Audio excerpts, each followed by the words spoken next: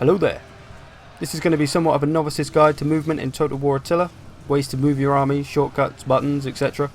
All to aid in your effectiveness and help you destroy the balls off of your opponent. So, let us begin. Right then, army movement, how to move your army, how to mobilize your peoples. We'll start off with a few keyboard shortcuts. First of all, selecting your entire army. Obviously, we all know about using the old box drag way. That's cool. But you can also use Control A. This will select your entire army instantly. This is probably the quickest way to do it. You can also use Home. If you press the Home button, it will find your general for you. If you press Control M, it will grab all of your missile units, which can be useful if you need to pull them out of trouble. There is also Control I, which selects all your infantry units, and that is all types of infantry units. Control C does your cavalry, but I think those last two are a bit useless because there's not really any situations where you'd want to control all of your cavalry and take all of your cavalry to one place. Same with your infantry, you're usually splitting them up. So those last two are a bit useless, but the missiles and the general button, pretty useful. Now if you want to select a bunch of different random units, select your first unit, and then when you choose the next one, just hold Control, and then you will select as many units as you wish, as long as you're holding Control. There is also Shift. You can kind of create an A to B thing. Choose your first unit with a left click, hold Shift, choose your next unit, and it will highlight all the units in between and the ones you selected. So this can be good for selecting entire chunks of the army should you need to. Okay, in terms of moving your entire army around the battlefield as a unit in a formation, there's a few different ways to do it. Once you've got your army in the formation that you like, highlight them all, then hold the Alt key and hold left click on any unit in the army, and you get this kind of draggable formation that will stay in the formation that you've got. If you hold the Control key, you can then rotate it as well, let go of it to go back to normal. So that's an easy way, ungrouped way to move your army. Another simple way is just to use the arrow keys, forward, left, right, back. This can also move your army.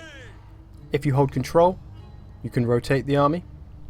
This is pretty useful if someone is moving their entire army to one side of you, to your right let's say. You can just rotate your army nice and simply to be facing them at all times without any trouble. The same is true of single units or a couple of units, like these horses for example. Let's say the enemy was moving some cavalry around this right side. I could just keep using the arrow keys just to rotate them quite simply, so I can keep facing my enemy at all times. The final way to move is to select everyone and press G. This will put you in a locked group. You can see here a little padlock comes up, which means they're in a locked group. If you use the right click, you can then move the army in that formation, and they will stay in that formation pretty much no matter what.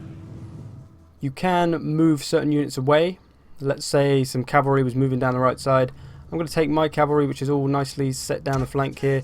They're going to go away and chase them off. And then if I press the 1 key, which will select the group once again, then I can move the army and those cavalry will go back to where they originally were. As you can see, they line up on the right flank again, where they should be. This way can be a bit awkward though when the battle begins. You've got all your units all over the place. The formation that they're in now kind of becomes redundant. One thing that grouping can be useful for though is moving as a front line. So if you want to have one long line as your front line of combat, then this can be pretty useful. So select the units you want to be your front line, group them up, and then what will happen is if you right click around the middle of the enemy army, just one single right click, they will begin walking towards that army, and then when they get in range they will charge, so they don't get tired. If you double right click, they will charge from where they're standing, so they charge from where they are now all the way over there, and it would just be horribly tired by the time they got there. I've got one random unit ruining the line here while they try to walk around some stuff apparently, but that's okay. So yeah, once you hit that right click and they start to get close and they start to get in range and they start to charge, they will pick their own targets. They will just pick automatically. Sometimes it works out, sometimes it really doesn't. You might get something stupid like swordsman chasing skirmisher cav or something ridiculous like that. So you need to keep an eye on who they target and where they go, because it could just all backfire on you. But it can be good to just fire and forget, you know, just do it, and then you can deal with the rest of your army, move your missiles around, do what you want with your cavalry. All the meanwhile your front line will be marching towards the attack. So you don't really need to worry about any units not doing anything. But you do want to be careful and take note of who's attacking who. You don't want to be throwing away some of your best melee units if they don't have a very good charge, for example, and they charge against a unit that does have a great charge and is a strong unit, like Royal Huskars against these Herculeani Senores. The Herculeanis are going to get destroyed by that charge, so you want to help them avoid that charge.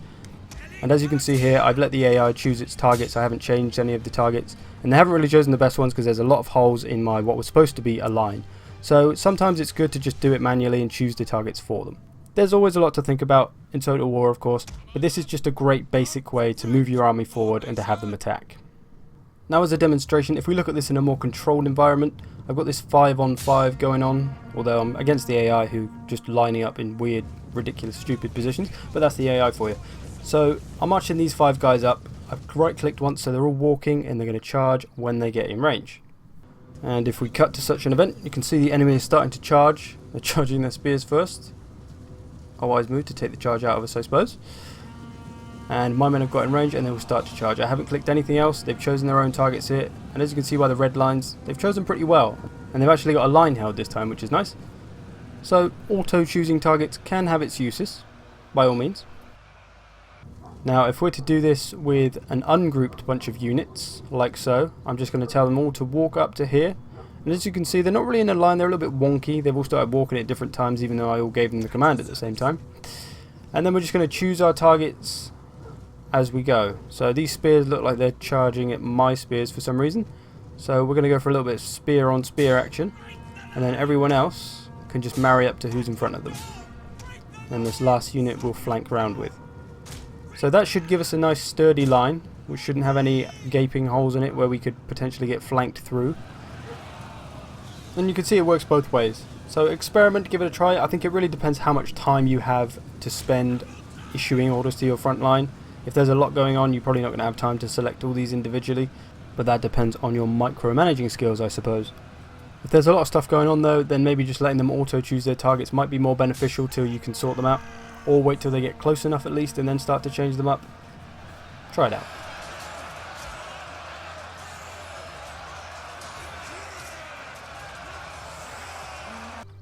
Formations, the preset ones that you can find here. Try some of them out. I've never really used them. I think most of them are a little bit weird and probably not the way you want to fight. The only one I sometimes use is the missile front triple line. I find this is just a good basic formation. So let's just say you fought off one army and you've got units scattered all over the place, and there's another army on the way which you're going to have to fight, and you need to get everyone in formation nice and quickly. That's the only time I really use these, because it just makes everyone run straight back into that formation, and it just saves a bit of time than doing it manually.